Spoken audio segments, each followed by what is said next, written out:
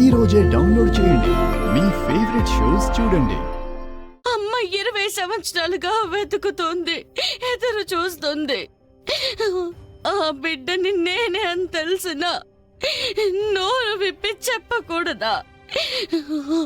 మాలో ఎవరో ఒకరు చనిపోయేంత వరకు ఇది రహస్యంగా ఉండాల్సిందేనా?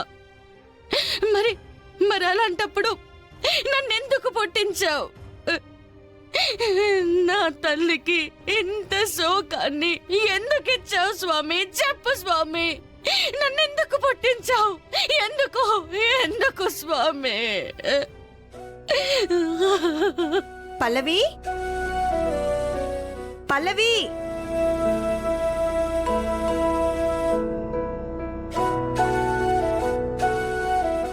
ఏంటి పల్లవి ఇంతసేపు బయటం చేస్తున్నావు?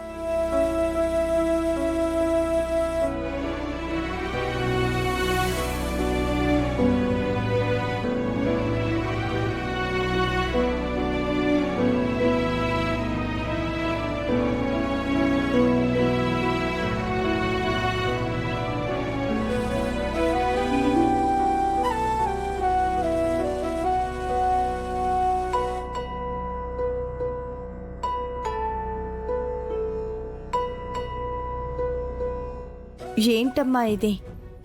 నేను క్షేమంగానే తిరిగొచ్చాను కదా, నాకు ప్రమాదమేమీ లేదని డాక్టర్ కూడా చెప్పారు కదా, ఎందుకిలా ఏడుస్తున్నావు? నీకేమవుతుందా అని పల్లవి చాలా భయపడిందమ్మా. నీకోసం గుడిలో పూజలు కూడా చేయించిందమ్మా.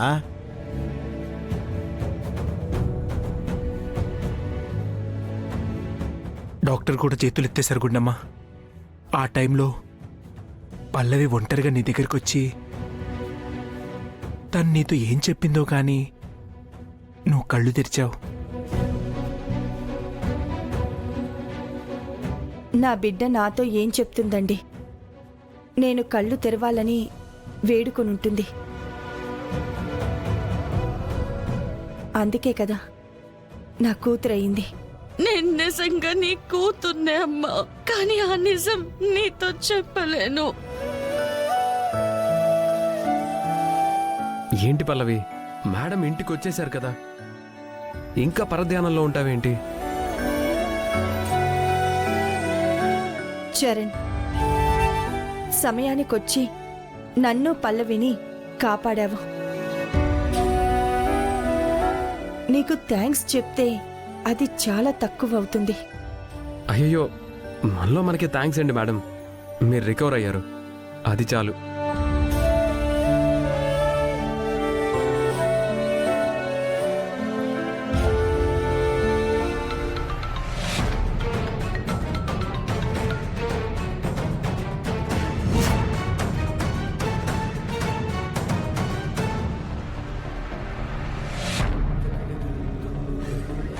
నమస్తే మేడం.